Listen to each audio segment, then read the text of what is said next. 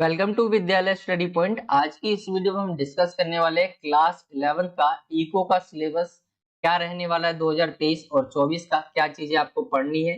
ठीक है, वो चीजें हम डिस्कस करेंगे। हिंदी में अर्थशास्त्र कहते हैं इकोनॉमिक्स को।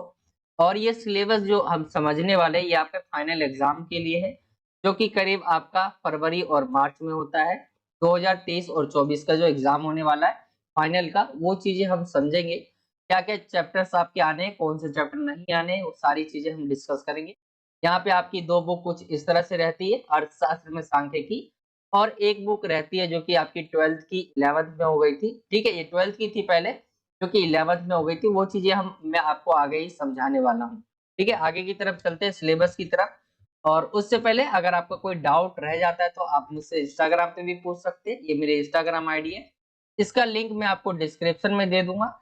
साथ ही आप टेलीग्राम ग्रुप भी जरूर ज्वाइन कर लीजिए, जो 11th के बच्चे का लिंक भी आपको डिस्क्रिप्शन में मिल जाएगा। साथ ही टेलीग्राम पर जाके आप सर्च भी कर सकते हैं क्लास 11th 1 2 3 4, तो आपको ग्रुप मिल जाएगा। ठीक है, सिलेबस की तरफ आते हैं तो सबसे पहले मैंने आज यहाँ पे 12th की बुक्स ले रखी है। 12th की बुक्स ले क्यों रखी है, समझाने के लिए आपके कि 12th में पहले दो बुक हुआ करती थी। एक थी आपकी जो है समष्टि अर्थशास्त्र एक परिचय, कुछ इस तरह से ये बुक है। इनकी ये बुक थी 12th की। और 12th में एक और बुक थी जिसका नाम था वैशिष्टि अर्थशास्त्र एक परिचय, कुछ इस तरह से थी। अब ये वाली जो बुक है वो 11th में चली गई। नए बच्चे होंगे तो उनको समझने में दिक्कत आएगी, इसीलिए 12th की दोनों बुक्स लेके आपको समझाने की कोशिश करी। ये वाली बुक जो है अब 11th में आ गई, यानी एक बुक तो आपकी रह गई 11th में आ गई, ये 12th की 12th में रह गई। ऐसी 11th की एक बुक थी जो कि 12th में चली गई। तो ऐसे ये जो है कंफ्यूजन क्रिएट होने लग गई बच्चों के मन में। ठीक है, पहले भी यही था, पिछले साल भी ऐसा ही था। इंग्लिश में ये आप देख सकते हैं 12th की बुक थी।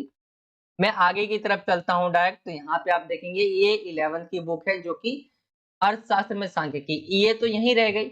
लेकिन 12th की मैंने आपको बताया जैसे कि एक बुक जो है वो 11th में आ गई, और ये 11th की जो बुक है ये आप कहाँ चली गई, 12th में। तो कुछ इस तरह से कंफ्यूजन सी होने लग गई किताबों के मामले में। लेकिन मैं आपको यहाँ पे बता देता हूँ कि आपकी दोनों बुक्स कौन कौन सी रहने वाली है फाइनल। ये फाइनल आपकी बुक रहने वाली अर्थशास्त्र में सांख्यिकी, एक बुक आपकी ये होगी। एंड सेकंड बुक जो ये होगी आपकी वैशिष्टि अर्थशास्त्र एक परिचय। ठीक है, तो ये आपका सिलेबस में ये दोनों किताबें रहने वाली है। जिन बच्चों जो बच्चे ले आए हैं किताब वो वापस भी कर सकते हैं, साथ ही आप बदलवा लेना वहां से, जहां से आपने किताब खरीदे तो चेंज भी कर देंगे। ठीक है, बाकी ज्यादातर बच्चों को पता चल ही गया होगा क्योंकि ये पिछले साल से ही ऐसा हो रखा है। तो आगे की तरफ चलते हैं हम सिलेबस पे आके। सबसे पहली किताब है अर्थशास्त्र में सांख्यिकी। इसमें कौन कौन से चैप्टर आपको नहीं पढ़ने हैं और पढ़ने हैं। यहाँ पे आप देखेंगे ये ओल्ड वाली किताब है, यानी नई एनसीईआरटी आई है। तो वो नई नहीं है, सबसे पहले मैं पुरानी किताब दिखा देता हूँ आपको। कुछ इस तरह से आपको विषय सूची देखने को मिलेगा। ठीक है, और यहाँ पे ये चैप्टर्स यहाँ पे दिए हुए, जैसे पहला चैप्टर परिचय है, इंट्रोडक्शन को लेकर है। दूसरा जो है आपका आंकड़ों का संग्रह है, आंकड़ों का संगठन, आंकड़ों का प्रस्तुतिकरण, केंद्रीय प्रवृत्ति की माप, परिक्षेपण के माप, सह संबंध सूचकांक, सांख्यिकीय विधियों का उपयोग, और ये परिशिष्ट अ और ब। कुछ इस तरह से चैप्टर्स आपको नजर आ रहे हैं। इसमें टोटल आप देखेंगे तो 9 चैप्टर आपको दिख रहा होगा। इसमें से आपको एक चैप्टर नहीं पढ़ना है जो कि अध्याय 6 है, परिक्षेपण के माप। ये वाला आपको चैप्टर नहीं पढ़ना है 2023 और 24 के सेशन में। ठीक है, 23 और 24 के सेशन में ये वाला चैप्टर आपको नहीं पढ़ना है। नई किताब भी दिखाऊंगा, जिन बच्चों के पास पुरानी किताब है वो यहाँ पे निशान लगा ले कि आपका चैप्टर नंबर जो 6 है वो आपको नहीं पढ़ना है। ठीक है, आगे की तरफ चले हम, तो ये आपकी दूसरी बुक है। दूसरी वाली बुक में कौन कौन से चैप्टर आपके आ रहे हैं, तो ये है सबसे पहला इंट्रोडक्शन से स्टार्ट होता है, परिचय। दूसरा है उपभोक्ता के व्यवहार का सिद्धांत। तीसरा उत्पादन तथा लागत। ये मैं ओल्ड किताब सबसे पहले आपको दिखा रहा हूँ ताकि ज्यादातर बच्चों के पास पुरानी किताब होगी तो उनको लेकर मैं दिखा रहा हूँ यहाँ पे। तो ये आपके 3 चैप्टर आपको नजर आ रहे होंगे। आगे की तरफ चले तो चौथा चैप्टर आपका पूर्ण प्रतिस्पर्धा की स्थिति में फर्म का सिद्धांत है। पांचवा है बाजार संतुलन, और छठा जो 6 वाला चैप्टर है वो है प्रतिस्पर्धा रहित जो है बाजार, ये है। तो इसमें आपको जो है इस वाली किताब में ये वाला चैप्टर आपको नहीं पढ़ना है, चैप्टर नंबर 6 आपका नहीं आ रहा है। 2023 ठीक है, और 24 के सेशन में ये चैप्टर नहीं आ रहा है। तो ये चैप्टर नहीं पढ़ना है, ये आपकी पुरानी बुक्स हो गई। बाकी नई किताब में आपको दिखाऊं तो पहले से ही नई किताब में जो चैप्टर नहीं आ रहा वो है ही नहीं। चैप्टर नंबर 6 देखेंगे, यहाँ पे जो था वो नहीं है। ठीक है, तो नई किताब जिन बच्चों ने ली है वो सभी आप पढ़ सकते हैं, उसमें कोई चीज कोई भी दिक्कत नहीं है। ये यहाँ पे चैप्टर दे रखे, टोटल 8 चैप्टर है यहाँ पे, और परिशिष्ट जो रहता है वो यहाँ पे दिखाया हुआ है। ऐसी दूसरी किताब में देखेंगे तो ये आपका दूसरी किताब है जिसका परिचय है उपभोक्ता के व्यवहार का सिद्धांत, देखेंगे आप। चैप्टर नंबर 3 उत्पादन तथा लागत, पूर्ण प्रतिस्पर्धा की स्थिति में फर्म का सिद्धांत हो गया, और बाजार संतुलन, सिर्फ यही चैप्टर्स दिखाए हुए हैं। ठीक है, तो ये नई किताब जो मैंने आपको अभी दिखाई, ये दोनों की दोनों जो है नई किताब जो है उसके अनुसार है। पुरानी किताब में जिन बच्चों के पास पुरानी किताब है ओल्ड वाली, तो आपको क्या कर लेना है, ये कट कर लेना है। जो चैप्टर मैंने अभी आपको दिखाया कि नहीं पढ़ना है, वो ओल्ड में आपको क्या कर लेना है, कट कर लेना है। जैसे यहाँ पे चैप्टर नंबर 6 था परिक्षेपण के मार्क, तो ये वाला आपको नहीं पढ़ना है। ठीक है, आगे की तरफ चले हम सिलेबस की तरफ। कौन सा चैप्टर कितने नंबर का है वो भी मैं आपको यहाँ पे बता देता हूँ कि कौन सा चैप्टर आपको कितने नंबर का जो पेपर में है वो देखने को मिलेगा, वो भी हम डिस्कस कर लेते हैं। यहाँ पे आप देखेंगे सबसे पहली बुक बताई हुई है, ठीक है, इकोनॉमिक्स। ये क्या है, इंग्लिश मीडियम में ही दिया जाता है, तो ये इंग्लिश मीडियम में ही कुछ तरह से यहाँ पे दिया हुआ है। पार्ट ए यानी आपकी जो पहली बुक मैंने दिखाई वो है। यहाँ पे इंट्रोडक्शन है, इन्होंने यूनिट वाइज जो है बांट रखा है। यूनिट 1 हो गया, 2 हो गया और 3 हो गया।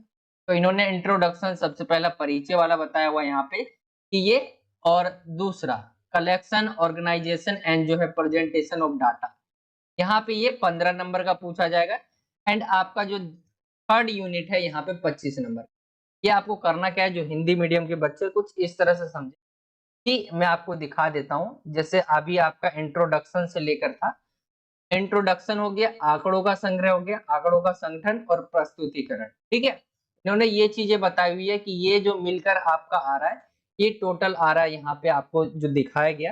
ठीक है, यहाँ पे मैं आपको दोबारा दिखा देता हूँ, ये आपका मिलकर आ रहा है 15 नंबर का। एंड इसके बाद का जो है चैप्टर बच्चा वो 25 नंबर का आ रहा है। ऐसी दूसरी किताब में आप देखेंगे इंट्रोडक्शन है, फिर कंज्यूमर जो है ये वाला हो गया आपका।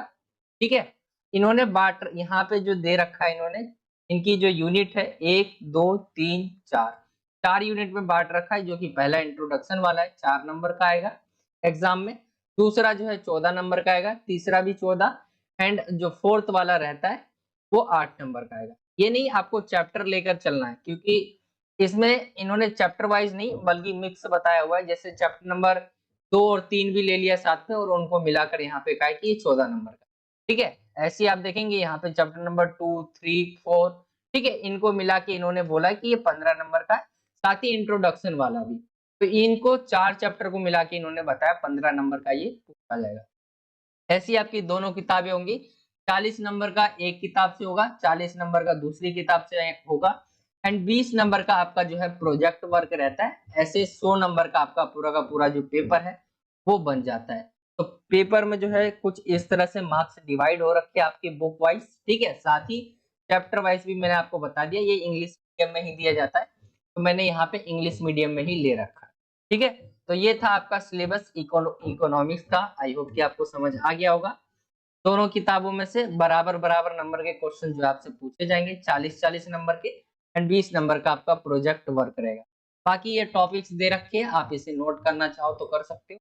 ठीक है, सिलेबस में बाकी आपकी किताब ले रखी है आपने, तो किताब में अलग से दे रखे होंगे। ये समझने के लिए बहुत अच्छा रहता है कि आपको पढ़ना क्या है, इसके अंदर ये समझ आ जाता है। जैसे परिचय है तो सामान्य अर्थव्यवस्था क्या होती है, अर्थव्यवस्था की केंद्रीय समस्या क्या क्या है, ये चीजें आपको पढ़नी होती है। ठीक है, बुक को लेकर कोई भी क्वेश्चंस रहता है आपका तो आप मुझसे पूछ सकते हैं, क्योंकि 11th की जो बुक थी वो 12th में चली गई और 12th की एक बुक 11th में आ गई। ये वाला डाउट पहले पिछले साल भी था, लेकिन मुझे ऐसा लगता है कि अब ज्यादातर बच्चों को पता चल गया होगा। बाकी कोई डाउट रहता तो आप मुझसे इंस्टाग्राम पे पूछ, इंस्टाग्राम आईडी यहाँ पे आपके सामने है। टेलीग्राम ग्रुप में भी जरूर ज्वाइन कर लीजिए, 2000 से ज्यादा बच्चे यहाँ पर भी ज्वाइन है। इसका दोनों का जो लिंक है मैं आपको डिस्क्रिप्शन में प्रोवाइड करवा दूंगा। ठीक है, बाकी आप सभी को पता ही होगा कि हमारे चैनल का नाम जो है वो विद्यालय स्टडी पॉइंट क्या है, all CBSE education in Hindi से। उसके बाद से मैंने एक भी वीडियोस नहीं बनाई है, कुछ रीजन थे। जल्दी से जल्दी हम सिलेबस को कवर करके चैप्टर्स पे आएंगे। तो ये था आज का वीडियो। वीडियो अच्छा लगा तो वीडियो को लाइक करें, शेयर करें एंड कमेंट करके आपको बताना है कोई डाउट हो या वीडियो कैसा लगा आपको बताना है। और चैनल को सब्सक्राइब करना ना भूले, चैनल को भी सब्सक्राइब कर लें। चलिए ये था आज का वीडियो, मिलता हूँ आपसे अगली और एक्साइटिंग वीडियो में। जब तक के लिए जय हिंद, जय भारत।